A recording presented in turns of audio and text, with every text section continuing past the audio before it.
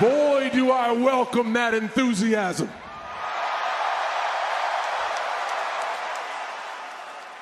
But y'all got it twisted. It is New York City that makes or breaks careers. And at the end of mine, I look around and see people as far as the eye can see. Thank you, New York City. Are we ready to start? Well, hell then. Madison Square Garden. The champ is here!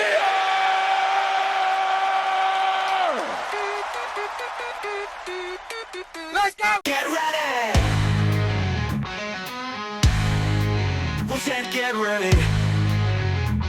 Get ready for the worst raw review on the internet. The worst raw review on the internet. STRAWS raw with Eric B and Randy C. Chickens or bananas and fresh roast beef. This is STRAWS raw.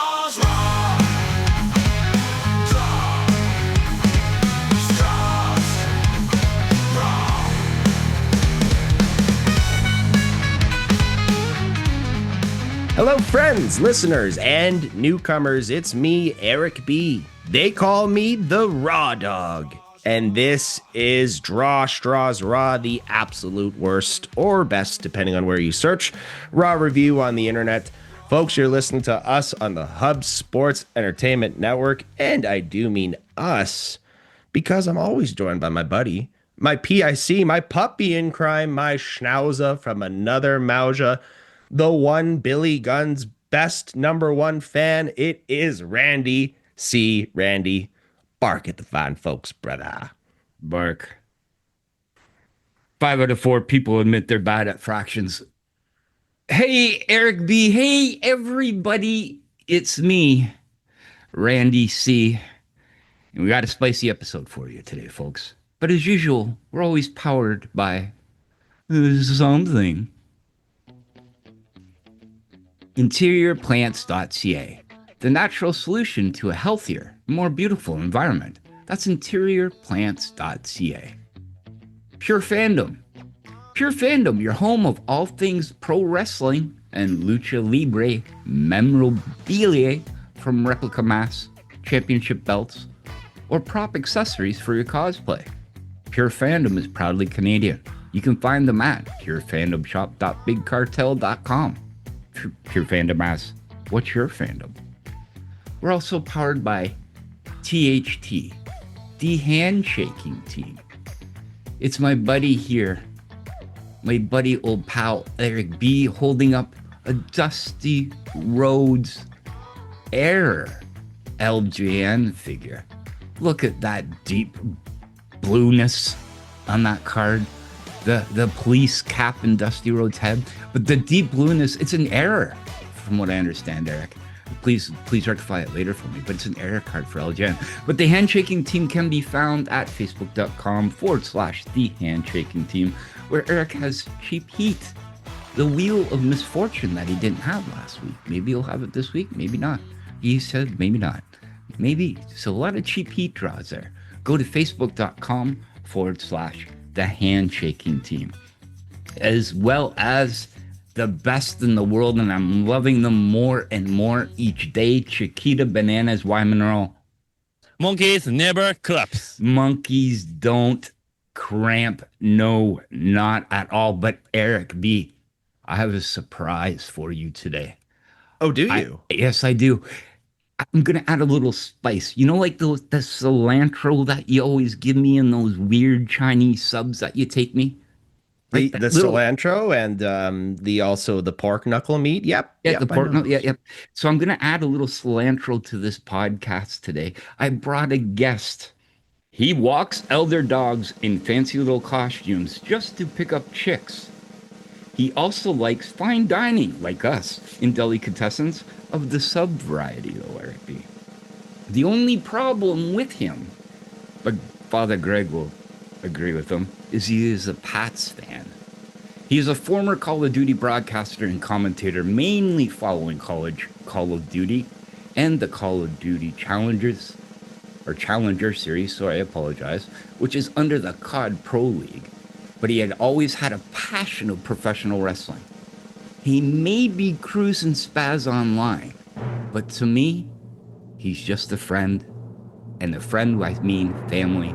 It is Jesse. Jesse, welcome. What's going on?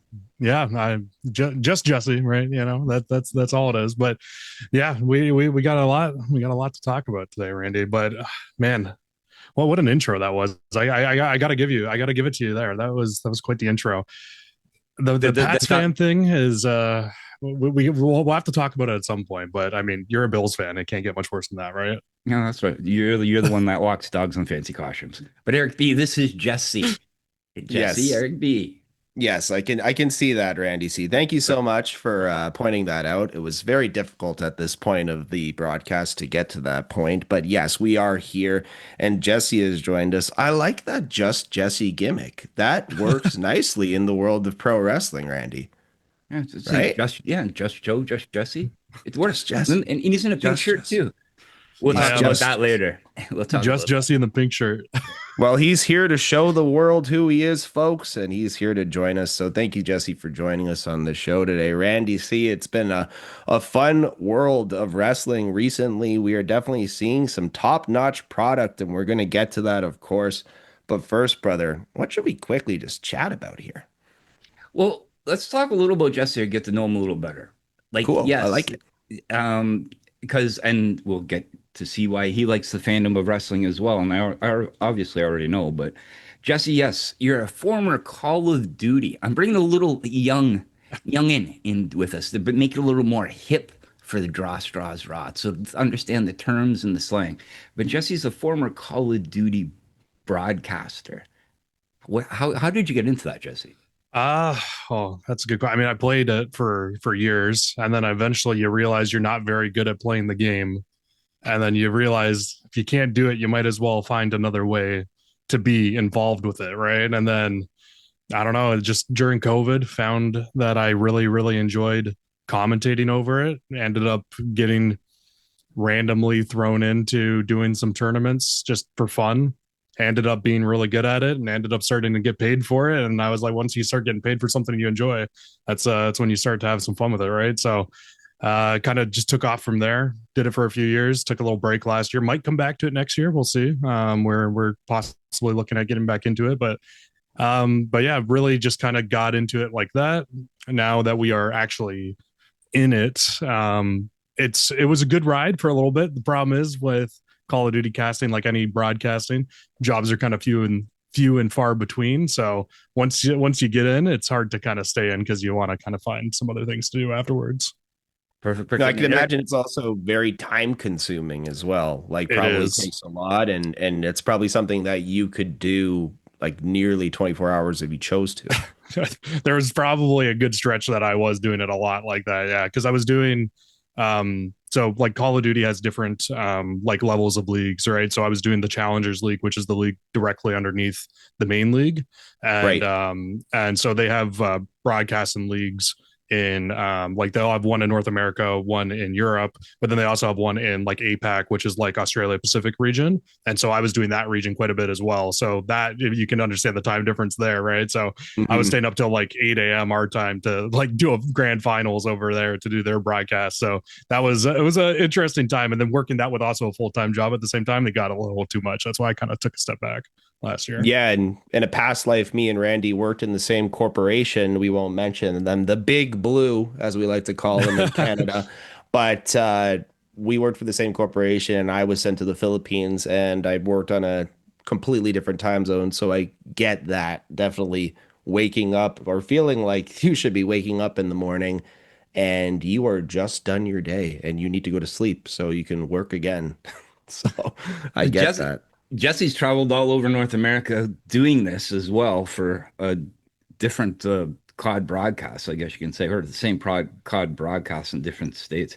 But he's had the finest of delicatessen. He's been to Hell's Kitchen and everything else like that. So he can tell you a little more about that. You know, the beef Wellington there. Yeah, we were talking about it just yesterday. Yeah, I mean, so that wasn't unfortunately for a broadcast. That was just I went to an event for that. But yeah, I've traveled around North America quite a bit, like doing mainly in the U.S. some shows I've done, and then I guess the big one I did in Canada twice. Now the last 2 years I did at Fan Expo. Bell and they do like an esports thing there for Fan Expo, and so I broadcasted that the last 2 years. But outside of that, though, I haven't really been up to too much within it. But You guys do Comic-Con stuff too, or no? Not that I really have seen. Like mainly like they are like where Call of Duty kind of keeps their stuff is at like mostly like gaming conventions. So like DreamHack. I think they did an event at DreamHack last year. They're doing again one in Birmingham this year for DreamHack. So those two, but outside of that, they're not really. They kind of just throw their own events. Don't really do like conventions. I'll tell you what, one of our friends of the network, he runs the WrestleFest program. He also runs the Awesome Toy Show, the Holiday Toy Show. They do gaming competitions at those all the time. So Randy and I will definitely spread your good word and your good graces. See if we can get your voice out there a little bit more and get your face out there a little bit more as well. But yeah, we're definitely happy to have you on board today. Yeah, I'm excited to talk some wrestling as well because I mean I've been a big wrestling fan for a very long time. I mean, you can tell by the pink shirt with the with the zebra print on it. Right? Oh no, okay, so okay, so he has pink on, folks, but it's not Bret Hart. So Canadians, you can calm down. It's okay. It is somebody who was also honestly one of the definitely most overlooked stars of the last, let's say, 2 decades in WWE, in my opinion, in my honest opinion. And I'm not just saying that just to big you up because you're a fan of the guy. I'm a fan of the guy too. One of the best cash ins for the Money in the Bank. Oh, absolutely, definitely. But yeah, should we talk a little about? I'm feeling kind of full. I don't know if it's all this MSG that I've been taking in. Should we talk about some WWE RAW from Madison Square Gardens? The home of WWE? Randy, it's always nice to come home, and that's what WWE is going to do on this episode of Monday Night Raw. And what a place to have the last appearance ever of John Cena. We are going to get into that appearance, how it broke down, how the whole show broke down. Guys, going into this episode, I don't think that I've seen the dirt sheets more active in a long time. These dirt sheets were all over the place, where they were giving us big names, promises. Did they deliver on them? I'm going to say almost everything was delivered upon, and definitely then some more. So this is an excellent episode of Monday Night Raw. I'm going to say that right now. I'm throwing it out there. Randy's banana rating is going to be off the chain for this episode. But like I said, John Cena's last appearance of Raw on the farewell tour. Jesse, as somebody who is kind of more a little bit in that timeline of John Cena and being around that, what are your feelings during the end of this run for John Cena? Pain. Is that a good word to use? I mean, sadness. It's bittersweet, I guess, in a way, right? Like, I obviously grew up watching John my entire life, and so I guess like over the last 5 years, not really getting to see him very much on Raw and SmackDown, and at least as a full-time wrestler, has been kind of tough. It's been great to have him back for a final year. Do I love the final run? I wouldn't say I love the final run, but I don't hate it either. I think it's been nostalgic for sure, and it's been great to watch. I think a great episode of Raw, like you guys said. I honestly think his portion of Raw, though, this week was probably, in my opinion, probably my least favorite part of Raw this week, though. What? Yeah, and we'll get into that a little bit more too. But Randy obviously is feeling a little bit differently. But here comes John Cena out to the ring to like a 12-minute long celebration of John Cena in Madison Square Garden. And who's going to interrupt him? It has to be the guy. It has to be Dirty Dom Mysterio, everybody's hated person on the roster right now, who me and Randy love. entirely. I love him too. One of my favorites as well. Future WWE champion. I've said it for years now. It's definitely happening. He's one of the top guys that you have there in the company, and it's showing with this mini feud with John Cena. So Dom is going to come out, and me and Randy talked about this before the show. We talked about the possibility of what is to happen if Dom comes out to challenge John Cena. Randy, we almost got that, but instead we got a 6-man smorgasbord tag team competition, including Shamus, your favorite Shamus, banger after banger after banger, in his amazing red gear too, may I add, which is perfect for people with red hair and pale skin. And Rey Mysterio. Now, again, I'm excited about Rey Mysterio showing up, and I'm even more excited about how he looks when he shows up, because this is an ageless male. I don't know what it is with you Latinos. Daddy Yankee, if you're listening, Rey Mysterio, you guys just don't age. But Randy, what do you think about this 6-man tag match being the final match that we will see for John Cena on Monday Night Raw? It had to be done. And it had to be done with the right people. Rey Mysterio coming back. Yes, popped. Huge pop. Huge. Pop. Huge pop for sure. When Rey Mysterio came back. Sheamus made him a little more relevant. Now, why did they come back for this? This is actually the perfect timing for these guys. And this match is set up to be perfect for John Cena's last Raw. And I'll explain why. Both Rey Mysterio and Sheamus have said that they wanted to wrestle John Cena on this final run, and they didn't have the opportunity. What better opportunity than putting him in a tag against the Sun? JD McDonough, one of the underrated superstars of the year of Judgment Day, the most underrated faction ever in WWE. Finn Balor. Talking about underrated. Finn Balor. Exactly. So, did I expect this? No. You said all along that Dominic Mysterio and John Cena would wrestle again on the final Raw. You were right. I will honestly say that. You're right, too, in a way. I didn't think they were going to put the belts over on a Raw. So we found out, well, you'll explain a little bit. But did I enjoy it? Yes. Like, did I enjoy this announcement or this lead-in? First, before we go anything, I want to give an apple rating, like apples here. A banana rating for John Cena's intro. I'm going to give it an A because he hit, the crowd was popping. It was loud, right? And they were all on his side. So I'm going to give it a 5 banana rating for his intro and how they made this match. But go ahead, Eric B. How about 5 bananas as well for John Cena stepping in and telling Netflix they're not saying what you think they're saying. They're saying Choco Fun Cup. Yeah. That will stick. That will stick with wrestling fans. That's the greatest thing about that. And that's what John Cena has given us over years. The guy just never misses any time that he grabs a microphone. Match itself here is going to be pretty heavy on Sheamus and Rey Mysterio in action in the ring here against the Judgment Day. With that being said, when Rey Mysterio finally hits the ring, he hits the ring like he's on fire. That's just the best way that I can possibly say it. This guy is just going crazy, and you wonder how old he is while you're watching all of this happen. He does that Hurricanrana, which just is so fast and furious. It makes you feel like Vin Diesel behind the wheel of a Dodge Charger. But yes, Randy, the match itself, let's talk about it. A lot of people paid a lot of money to see this John Cena final match.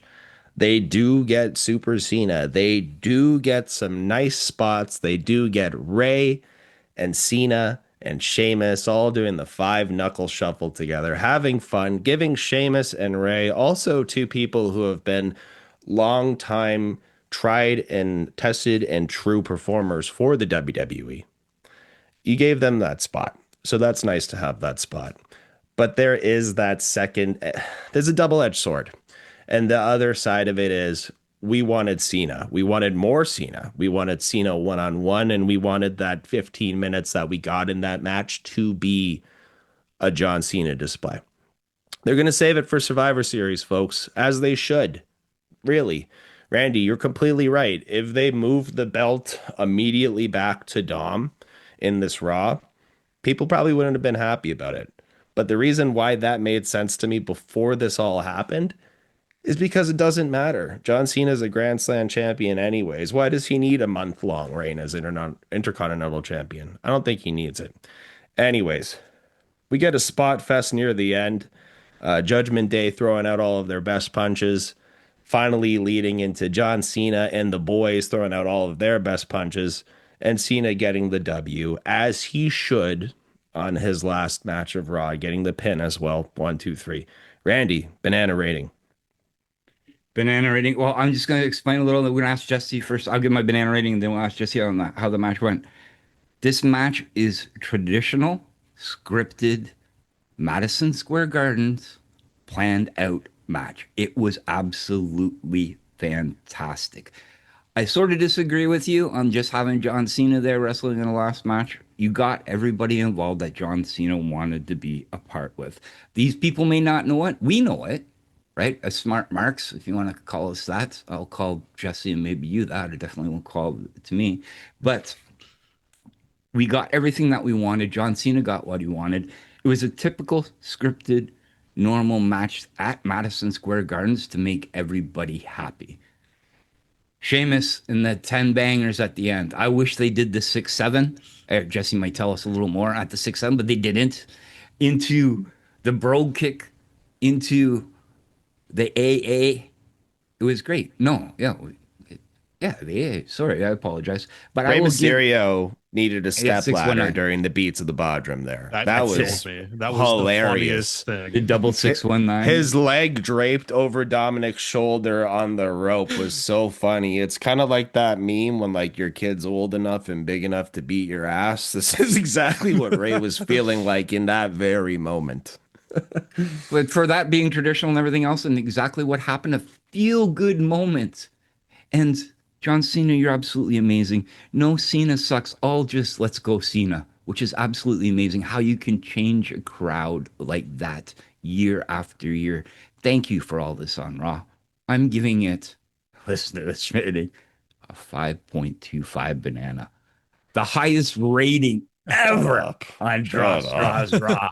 Ever. Oh my God. Jesse. This guy has just done the Meltzer job. Oh, Jesse. What did you think? Would you agree with the 5.25 banana rating? Well, I mean, you heard what I said when I came in, right? And I did say that I think that this was probably part of my least favorite portion of this Raw. And I think it was just because I was a little bit let down at the fact that, again, it wasn't a one-on-one match of somebody going up against Cena. I didn't even think it needed to be Dom. It didn't need to be for the IC title. I was kind of hoping it was going to be like an open challenge and it wasn't going to be Dom that was going to take it after. But I get what happened and why it happened. And honestly, you explaining it at the start of this really kind of opened my eyes a little bit more. So I'm a little bit more perceptive to it. Felt the promo was really good, like you said, but I felt like the match was kind of just like, oh, why are we having this match is kind of how I felt. But it makes sense. We are having, I guess, a mini feud, right, between him and Dom now. So it's good. I'm really excited for their match at Survivor Series. I think that's going to be a really, really fun one in San Diego. But I mean, loved the ending of the match, right? The match was what it was. It's your classic 6-tag match. They held Cena out for as long as possible. Cena finally comes in, he super Cena's up, and you end up going all the way to getting the win. I loved the 15 knuckle shuffle, and then Sheamus getting his point to move Cena into the middle of the shot for the 15 knuckle shuffle too was incredible. Like it was good and nostalgic, right? But I don't know if I agree with your 5.2 banana rate. I don't know what we're rating out of with the 5.2 bananas, but I'd give it 4 bananas at least, though. You know, I'd give it a solid 4 bananas. Most of the greatest matches we have ever seen on Monday Night Raw have never graced the 4.25 banana Richter scale, and also Chiquita going off. Sorry. And also Chiquita Bananas. We know that you are listening, and we want our cheeky boo. We want our cheeky boo boo right away, as fast as we can possibly get it. With that, let's move on to another chicky boo boo on the WWE roster. We are going to look at War Games and what's happening and what happened on SmackDown. And Adam Pearce and Nick Aldis are pissed that Paul Heyman brought back the dastardly Drew McIntyre out of suspension. The man should have been arrested. We're going to talk about actually people who should have been arrested later on in the show too, because there's things happening on the screen, WWE, things that are happening on the screen involving police officers. Very questionable. Very, very questionable. But with that being said, anyways, Drew McIntyre being added to the War Games roster, being added to, let's just call him Paul Heyman's stable of friends. It is really shaping up what we're seeing to be a interesting match before we even get to the end of tonight. Randy, thoughts?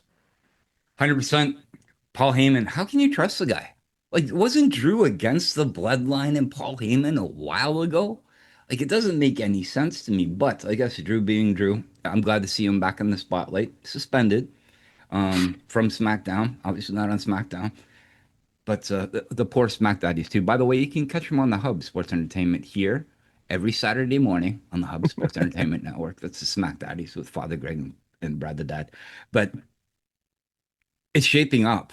Like, it is. The Survivor Series match is shaping up, and it's looking good. So it was shaping up. Find out by the end of the night. At this point, when we're talking about it, of the night and the timeline of things, it is shaping up with what we already have, and we're just going to get bigger and bigger. Talking about bigger and bigger, during the break, Dominic Mysterio and the Judgment Day started a mini feud with comedian Andrew Schultz, who New York hates, and Cam Scattaboo of the New York Giants and his team. The whole team doesn't get acknowledged. It's just Cam Scattaboo, who now has his own t-shirt on WWEshop.com. Cam, oh man, there is a really funny line, though, when Dom says, Cam, you can understand English? Because he says it. And if you guys have ever heard Cam Scattaboo talk, my Lord, that boy can talk. That boy can talk good English. And getting Andrew Schultz into this little mix, I didn't see it because I had 9 ads running on my Netflix. I had to see it afterwards. But when I did see it, WWE fully right-winging it again with Andrew Schultz and the Giants. So, come on. The only thing worse than the Giants is the Pats, right, Jesse? What did you think of that? The funniest, Randy, you're taking shots at low-hanging fruit here, man. The poor Giants, they've watched their entire season go out to injury. Well, they didn't have a chance before that, but sorry, Giants fans. I am going to get DMs from Giants fans about this. I know it. But as a wrestling fan there, Jesse, what did you think of seeing that? Do you know? I mean, so I'm a big fan of Scattaboo as well, so I loved it, right? But honestly, I think my favorite, like, I know he was saying like he really enjoyed do you even speak English to Scattaboo. My favorite comment was from JD when he asked the Giants if they were going to play defense for the first time this year. That was hilarious. What a good shot that was at them. But yeah, I mean, absolutely hilarious. That Scattaboo was the only one to like kind of get a shout out, and the entire team was behind him. And then they came back from break after too, and they kind of showed the replay. They showed all like the celebrities in the crowd. They pan in on Scattaboo, or they pan in on the Giants, and then they specifically pan in on Scattaboo because everybody knows like he's going to be the future of that organization there. So gotta keep it special with him, right? That guy is amazing. Honestly, watching that injury happen was heartbreaking. Absolutely. Really heartbreaking. Especially for me, he was on my fantasy team. So geez, yeah. You know what? I think I had a bet on him that day, but I think he already passed my prop at that point. Perfect. So bless you, Cam. But I hope you get better soon. Anyways, let's move forward here. Judgment Day doing great things as they always do. We're going to quickly look back at Stephanie Vaquer getting turned on by her best friend, Nikki Bella. Everybody in the arena is super hot for this feud, and you can tell that when Steph Vaquer comes out for a chat, but is quickly jumped by Nikki Bella to crickets.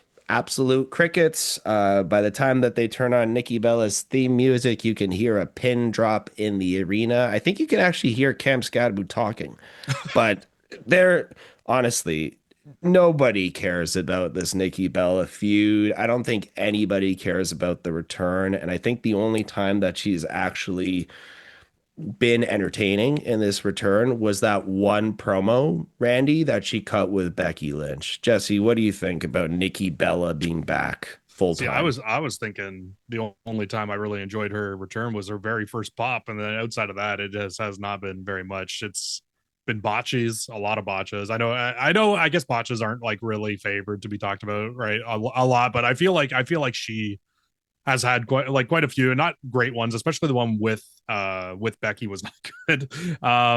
I mean, I don't really understand why she came back. I didn't think she needed to come back. I think we have a really good women's division that's growing and getting better and better.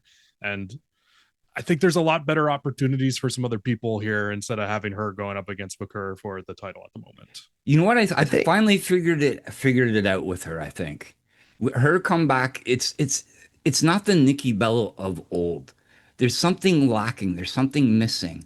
And hearing her voice and the way she's approaching these promos, or even approaching her in-ring stuff, I think it's confidence. I think it is the crickets and the fans are getting to her because she doesn't seem as vocal or as loud. I don't know if you guys remember Nikki Bella when she had the confidence with Brie and everything else. She was very vocal, loud, standing tall.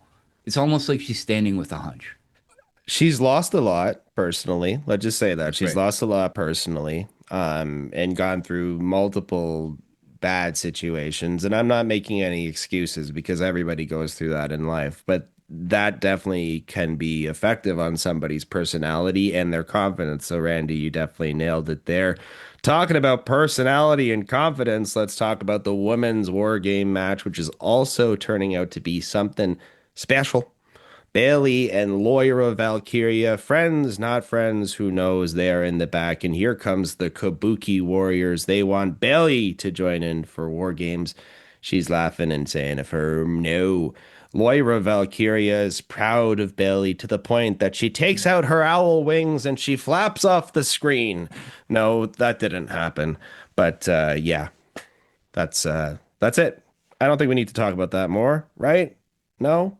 All right. Let's talk about the last time is now tournament, folks, because this is our surprise of the night. And this is why Jesse is here. The last time it's now tournament has their last surprise entrant. Randy, there were a lot of names discussed in this spot. All right. Austin Theory potentially being a name. Chris Jericho potentially being a name. Lots and lots of names and lots of people in the background. That wouldn't have made any sense. But ultimately, Dirt Sheets went a little wild on this one. Dirt Sheets, let's say an hour or two before the show is it's going to be this guy. And it turned out to be the case. But here is Solo Sikoa in the ring, waiting for his opponent.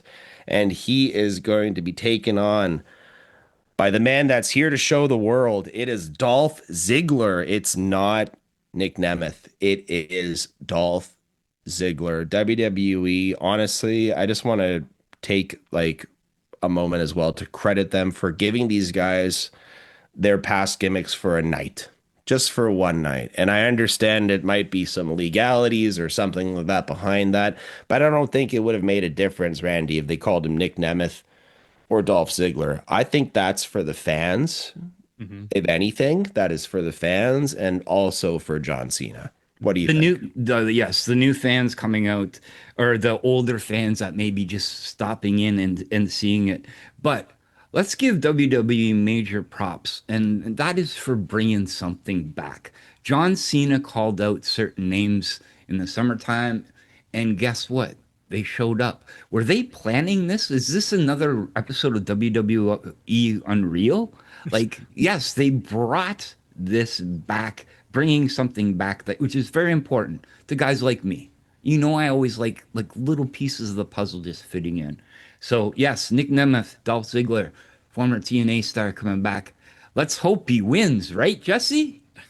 I was hoping, right? I mean, not a big fan of Solo. I mean, he's all right, but Dolph probably, outside of Punk, my favorite wrestler of this era, I would say, or of my era of wrestling that I watched. I love Dolph. I think it was a classic Dolph match too. Honestly, it was good. It was high fly. He could massive pop when he came out too. And honestly, I wasn't really expecting him to really get that pop, but it was probably the the loudest pop of the night until the end of the night, and we'll talk about that later. Yeah. But really, really, really big pop for him, and I was really happy to see that for him. And you got what you get from Dolph. You got an incredible selling throughout the match. And he got dolphed at the end, right? So, yeah. Well, listen, Zack Ryder comes back and he does not get a welcome back or a welcome home chant or let's go, Zack, or any of those.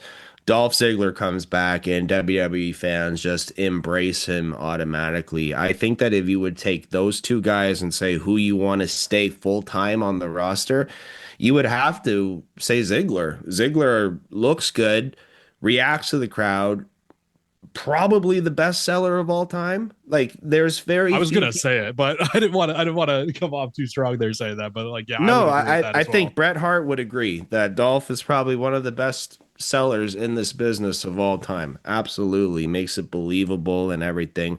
Definitely builds up hope and definitely has those spots where you think this is it. He hits his finisher here in the match and you think that's it. They are going to pin Solo. And I also want to say credit to Solo on that spot. He had his eyes shut until 2.9 seconds and he popped up. Most of the time, Randy, what's the tell? Most of the time? What's the tell? Yeah. It all depends on who you're What's with. the kick out? What's the kick out tell? As I'm saying. Well, you're normally looking and you feel like a tap in your eyes. Yes. Your eyes are wide open. Your eyes are wide open usually. And Solo sold this really nicely. It looks like Ziggler can do it. And there's a chance where he has that final second attempt there at a zigzag. Solo, to his credit, turns around and just pops him with that spike. No setup. Samoan spike out of nowhere. Kind of like how Sheamus had a bro kick out of nowhere last week. It was a nice looking finish, a nice return there for Dolph Ziggler. And fans were more happier I'm saying it. Fans were happier to see him than they were to see Zack Ryder. And maybe that has to do with the conduct of how these guys have handled themselves outside of the WWE. Maybe not. But I think that there's definitely a home for Dolph Ziggler if he wanted to have it back. I think that it would just make the most sense. I think I would only want Dolph to come back if Dolph was able to be pushed the way that he could be pushed, though. I don't think I would want him to come back to just being a jobber again, though. I think that would just pain me so much to see because he's done so much. Like in all honesty, like the amount of stuff that he has done here, and he's been a world champion. Why can't he be a possible world champion ever again? It's because they just never give him the opportunity to do it, right? So I don't know. I as a fan, a massive fan of him, I wouldn't want him to come back unless he was actually getting a proper opportunity. Kind of like I don't want to say Cody-esque, but like how when Drew came back, Drew actually got opportunities pretty quickly when he came back. And just Dolph has really buffed up too since going to TNA. Like he's built himself, he's bigger. So you know WWE loves their big guys, right? So there's maybe a chance there, but I doubt it just with his past that they would ever treat him the way that he should be. I wish I could agree with you, Jesse, but unfortunately I can't. I think Dolph is enjoying his schedule right now. He's had it. Like it's like a Matt Cardona thing. Yes, he got the pop back. I think this is a build. Unfortunately, we only get two surprises. One being obviously Matt Cardona. It's a build. Dolph Ziggler probably the bigger surprise, but tonight was a night of full of surprises, and it just did get louder and louder. Dolph Ziggler is definitely a future Hall of Famer. I will say this just because of his runs and everything that he did. But now he enjoys everything with his schedule. I don't know if he would do it. Maybe one last run. Not now, though. He's enjoying his schedule in his life right now, and which he deserves as well. So that's my opinion on that. Eric? There you go. All right. You know who else is enjoying his schedule, Randy? Who? Javon Evans, a high flyer from the NXT, and you know that boy is bouncy. He's going to be taking on Gunther tonight, and I thought the only reason was going to be so he could take a springboard chop and be sacrificed to the chop of Gunther, but turns out that might not be the case. But we're going to move forward with hang on Alexa Bliss. Hang on one sec, though. Oh, sorry. I forgot to give my banana rating. I give the Solo Sikoa Ziggler match, unfortunately, a 4 banana. It's still passing me. It's a 4 banana only. Not. Can I ask what the banana rating is? What is the? What I like? It's up to 5. Okay. Up to 5. And so what is a passing banana? Like what 2.5. 2.5. Okay. 2.5. So I'll give it a So 4. calling a 4 a passing grade is crazy. You just called It's like a a B B plus. plus. Yeah. Yeah. All right. It was good. Like, all tonight was good. Why can't I just give it that? This is I my love you. rating, guys. I like bananas. I don't No, care. honestly, It's I no would give it a 5 4 banana out of 5 as well. I would agree with that rate. I enjoyed the match. John So- Cena's promo and match was a 5.2 banana. 5.25 banana on the A banana passing rating. 5.2 out of 5. Yeah. It passed. Third passing. Broke Okay. the banana scale, but it That's passed. it. That's it. Okay. All right. You know who else breaks Speaking the of passing. scale? It's Alexa Bliss, folks. She hasn't been able to get in touch with Charlotte all weekend. Oh no. We're gonna miss out on that incredible storyline. That's a shame. Anyways, Charlotte might prove her wrong. That's not what a best friend should do. They're not best friends. I'm so tired of this shit. No, seriously, you just throw these guys together and then you kind of make it like meta and it's a joke that they're not best friends and then they do TikToks together and everyone's like, we love it. But nobody likes it. Nobody likes it at all. Anyways, Kabuki Warriors are here and so is Nia Jax and Lash Legend. Honestly, dude, I love me some Lash Legend. I think that Randy knows this. I think I've kind of fanboyed about her for a while now. Definitely very green, that's for sure. But size and potential unmatched. She looks like she's a WWE superstar. Like Huge. she has that look to her. Huge. You guys, you said green all it, right? Green like a non-ripe banana. I give Lash Legends entrance or introduction to WWE right now a 2 banana. A 2 banana out of 5, which is a riot rating here. It's a non-passing. But yeah, you guys are more I'm just saying, like, I think like when you are looking at somebody like Nia, right? For example, right? Nia comes up, you look at Nia. Nia doesn't really have, like, let's be honest, Nia doesn't have that star power that create and there's just something like I looked at Lash last night, and I'll be honest, like I haven't been keeping up with WWE, so it was one of my first times honestly seeing Lash last night. And I looked at her, I was like, who is that? And I did a little bit more research afterwards, but I was like, she just looks like she's a WWE superstar. Like she has that look to her that she, like, I obviously I've never seen her wrestle, so I don't know where she could be with that and how good she is. Like you said, she's very green still, but I think like she has a look to her though that could very well be a wrestler or a very good wrestler in the future if she can adapt the skills to the look.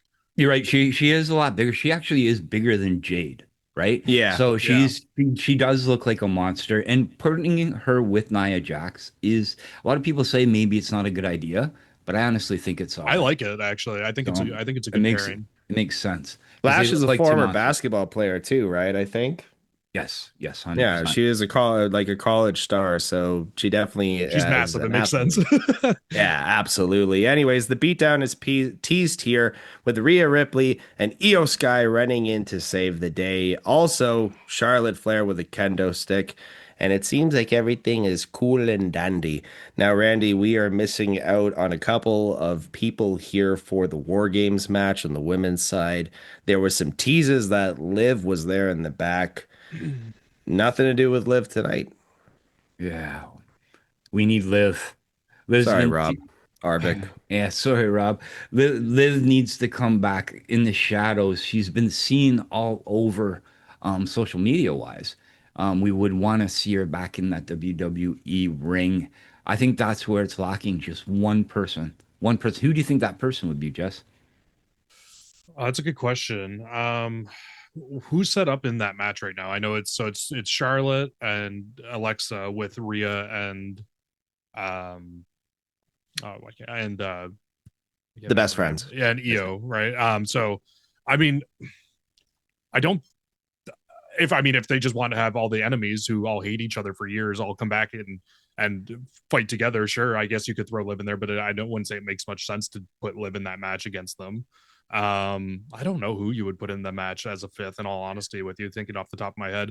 I kind of think that they probably save Liv for January, probably for a Royal Rumble surprise entrance, come back, right? Let her train for a little bit longer, get healthy. I don't know. I'm not too sure on that one. Eric B. You know who I think it's going to be? Who? let's talk about the next upcoming match, and I will definitely tell you the sides will fill out. Okay. Speaking All right. about amazing bananas, eh? Come on, let's Yes. go. Yes. Top banana rating of the night, folks. Get ready. Randy is going to drop us 7 bananas for this one. It's going to be a doozy, just like watching this was. But it is Becky Lynch versus Maxine Dupri for the women's intercontinental title, one of the most coveted titles in all of sports entertainment. Right, Rand? Yes. Yes, Anyways, it is. It should be. should Definitely be. should Yeah, be. but We'll talk about it after the match. I'll save it. I'm actually all right. heard about this.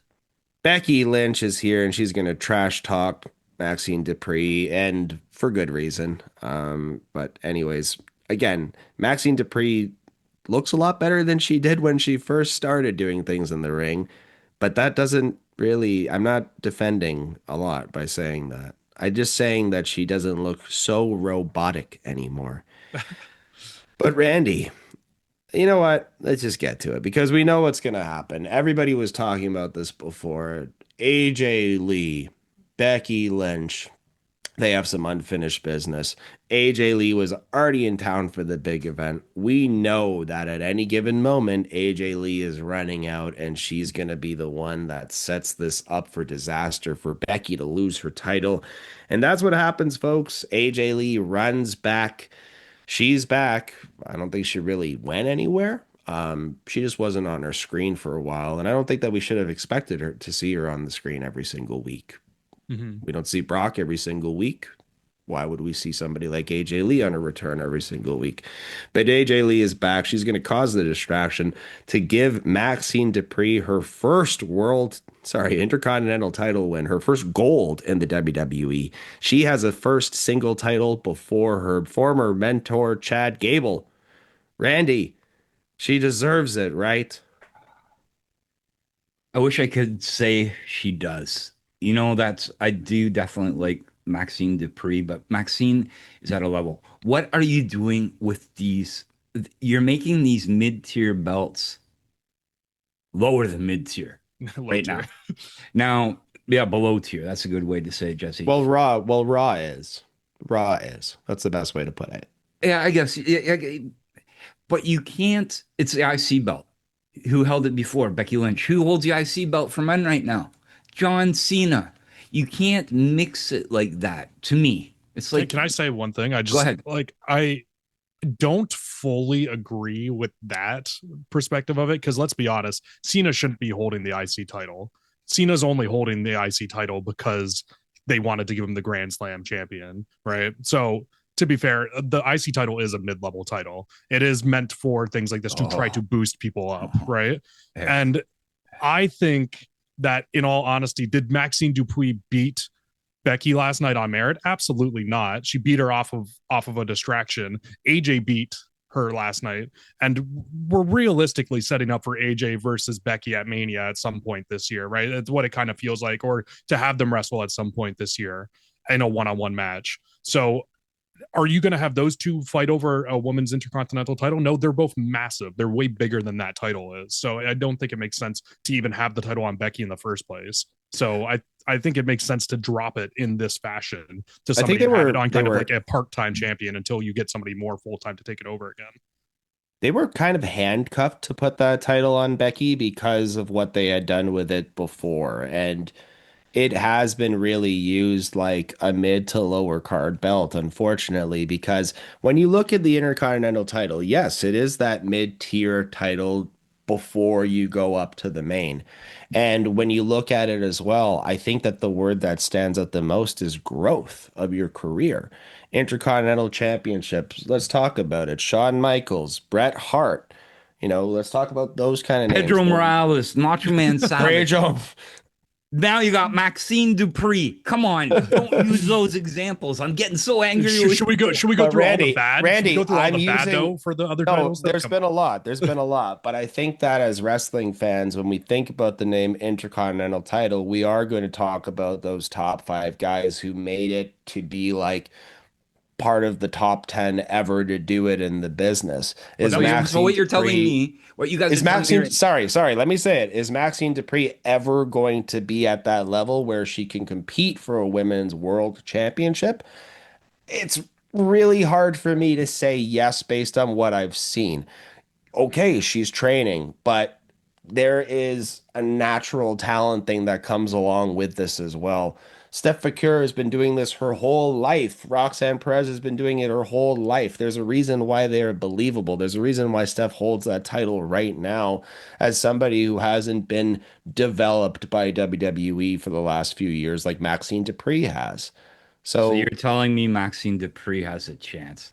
Gee. no, No, I'm not saying I'm that. saying Yes, no. you guys are. I'm saying that I think that it's okay to have somebody who is not a massive champion steal a title off of a big name when that big name has bigger and better things that they need to go and do. It's happened. It's happened a lot, and then they have a short reign and they move it on to somebody else. It has happened before, Randy.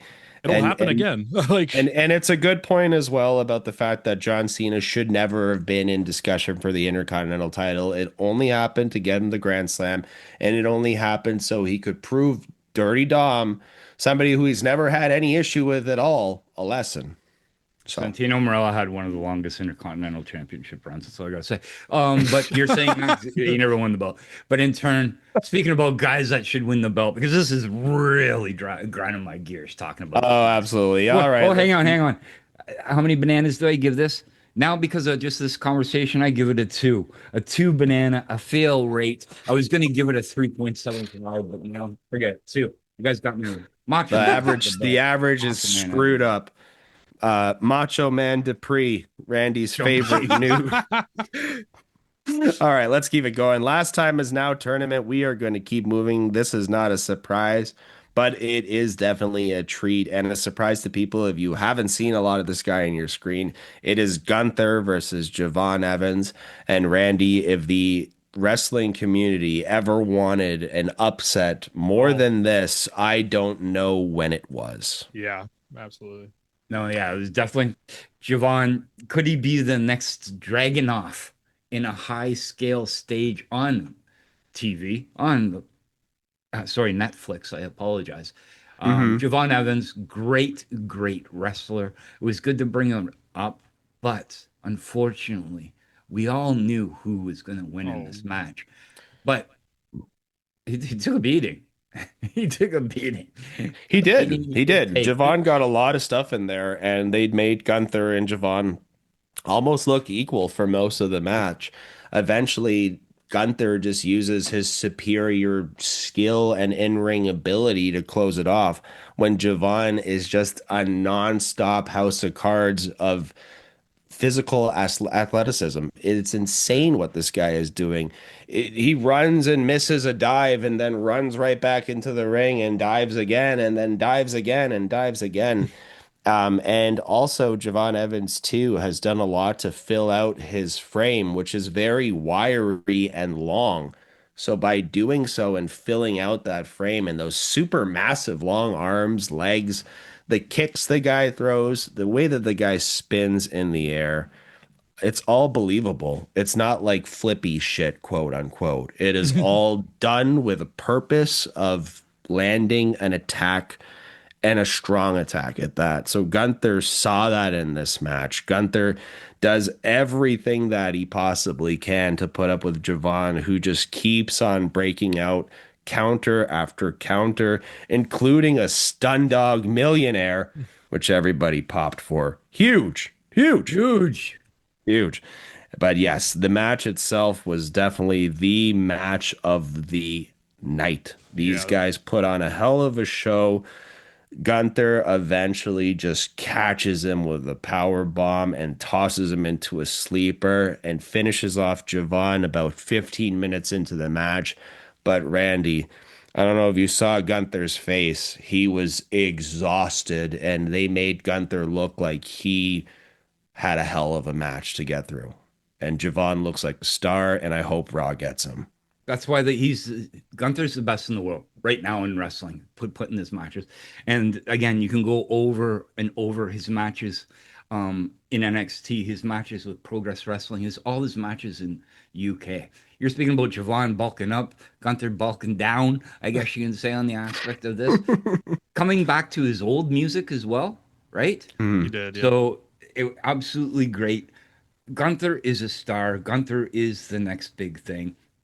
I can't wait. I don't like Gunther personally. I'll be honest with you. Like, that's who what invited this guy on the show, Eric? But that's what Gunther is supposed to do. You're not supposed to like this guy. You're not wrong. My issue with Gunther is he's just so dull. He's so dull. Outside of like he has good wrestling ability, but the character is so dull, and they don't have anything to do with him unless he's got a title on him. They have no story for him, and that's what like I hope they don't put another title on him for a while, so that maybe he can develop a character a little bit. Because like I know you're supposed to dislike him, and you're not supposed to, but like I love heels, and I cannot find it in me to enjoy Gunther or enjoy Gunther matches very often. In all honesty with you, I loved this match. I thought it was a great match. And I think that Javon is probably next up. In all honesty, I think he's probably going to get the call up soon. But I don't love Gunther still. There's something about the guy that I'm like, oh, he doesn't do it for me. I don't know. Randy, I'm stunned. That's I just don't know what to opinion. say. He's the only guy in this world that doesn't like Gunther. That's not true. That's not true. You just he's kind of boring. He wrestles kind of boring. No, I get it.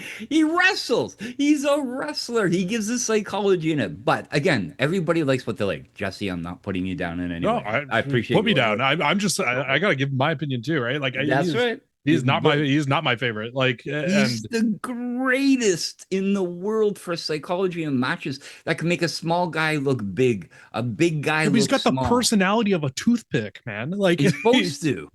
Well, I mean, I just want to say, reading on the internet about the end of this match, people are saying Gunther's selling was great. You know, this is 411 Mania saying this here. Gunther's selling was great as he was giving reactions of what the heck was that? Because that's really what it was. He like got almost beaten by somebody who we never even saw coming.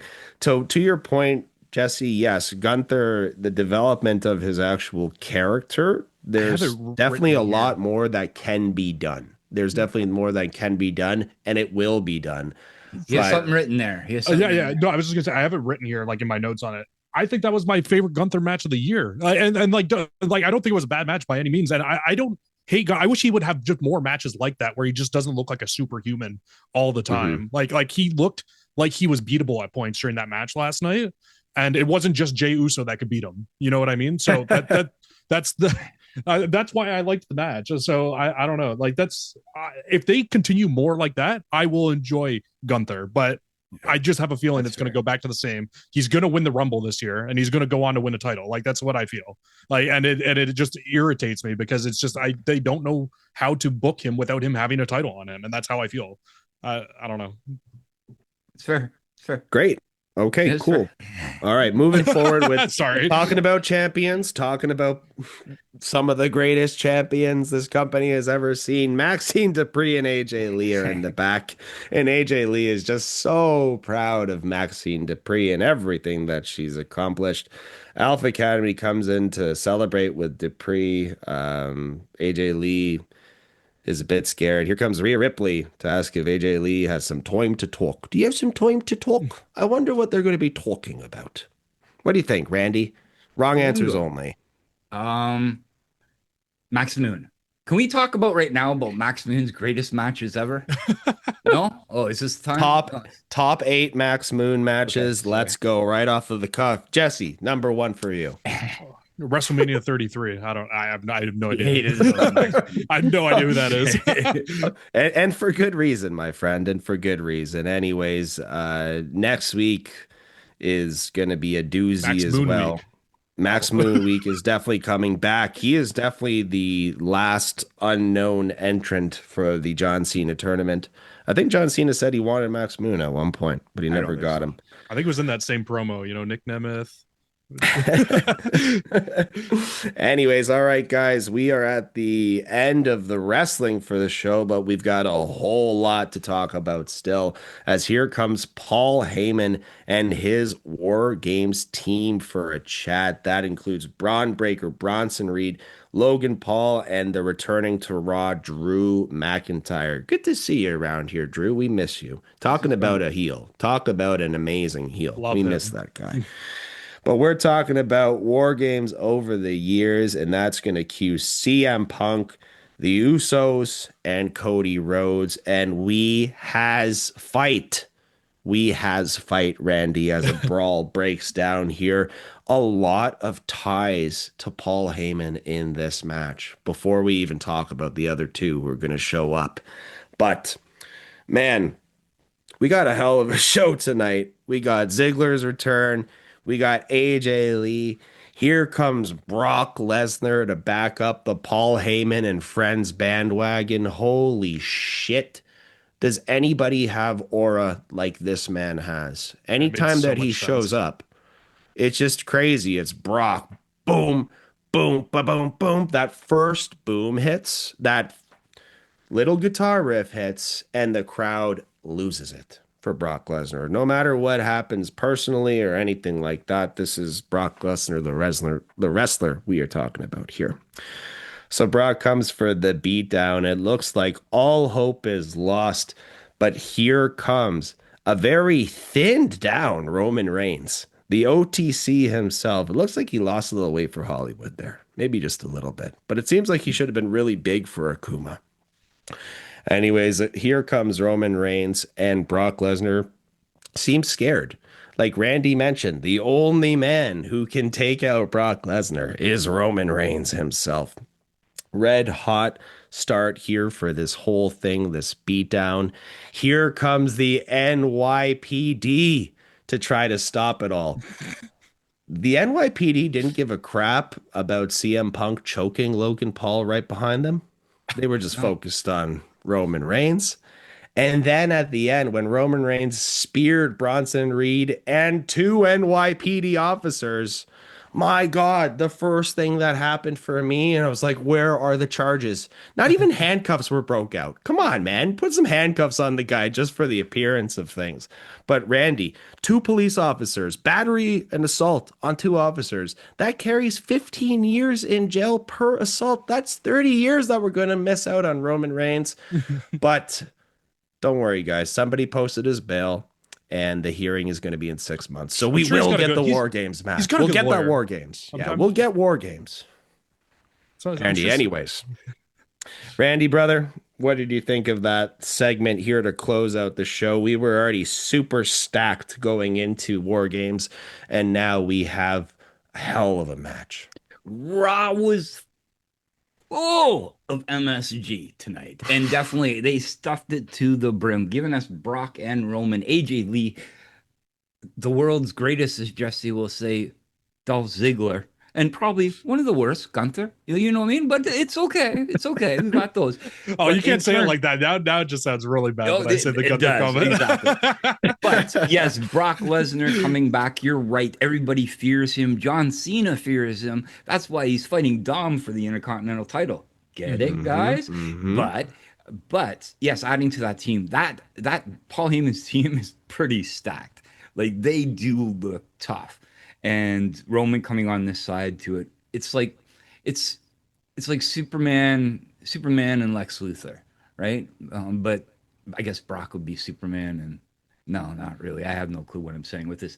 But yes, these are the only two guys that can be the heads of the table of each side that can make it watchable. Now I want to watch Survivor Series. It's must-watch television with these guys added to each team.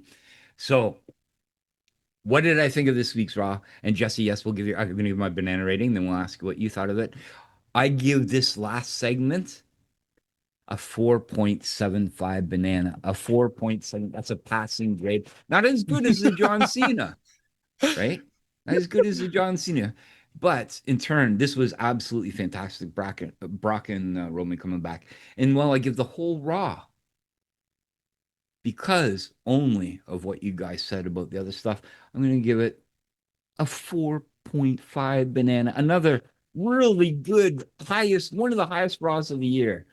It's the second highest for us. The beginning of the year was a little better, but this was absolutely incredible. All I got to say is, SmackDown sucks, dude. You should start watching Raw.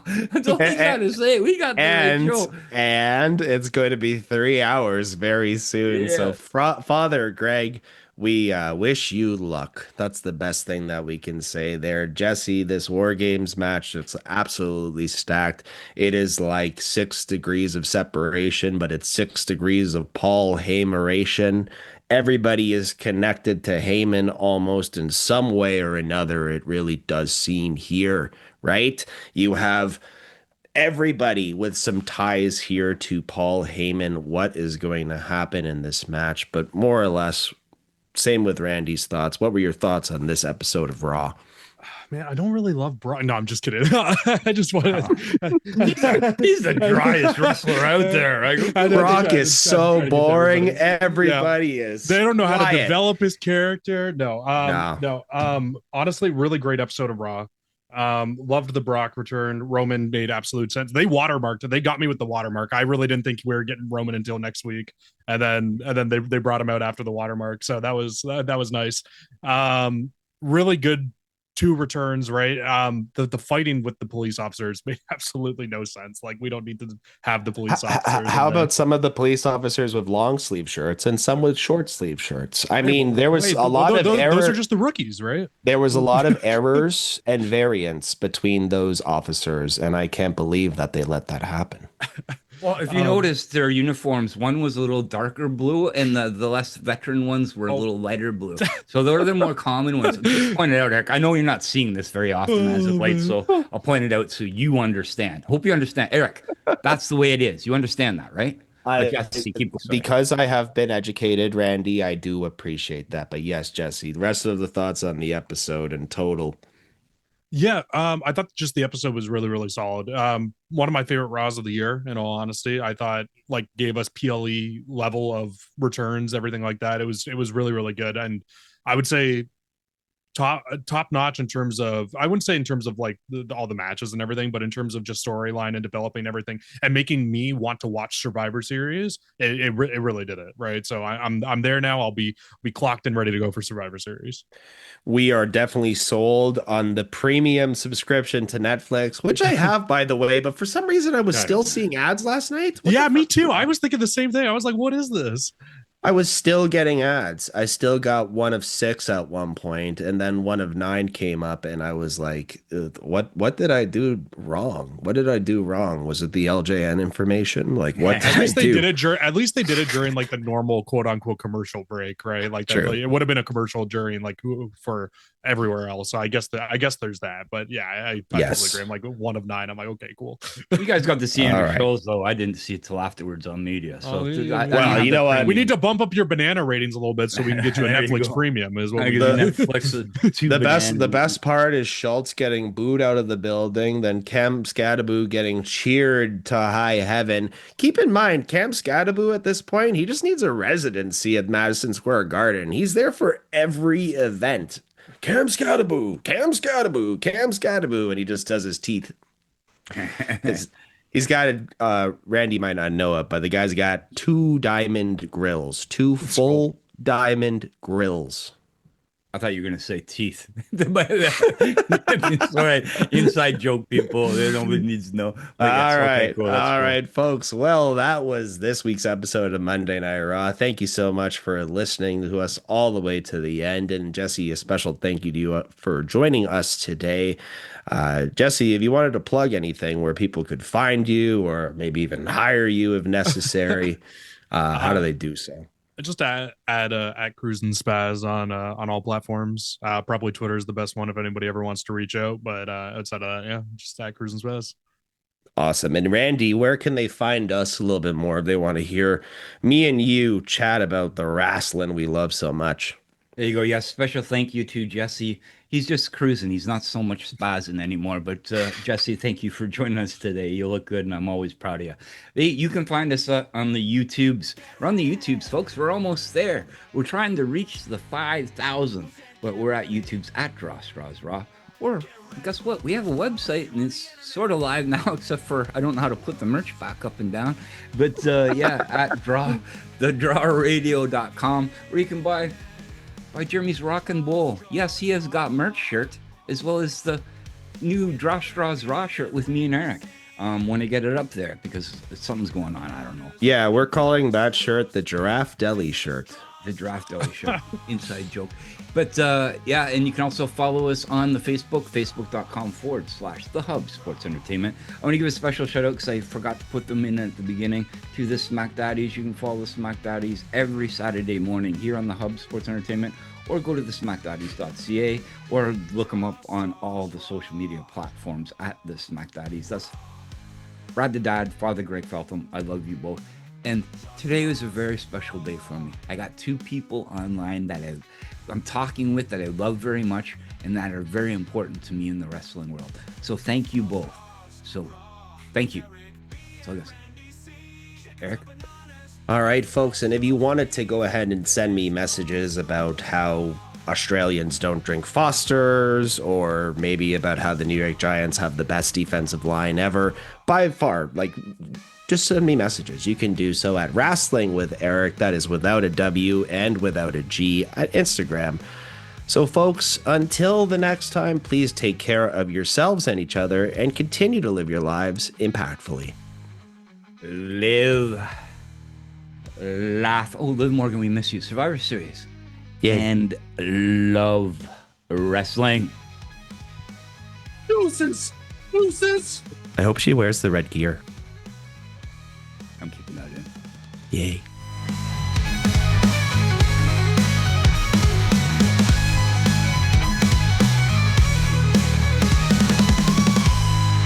How much does it bother you that they're yeeting right now?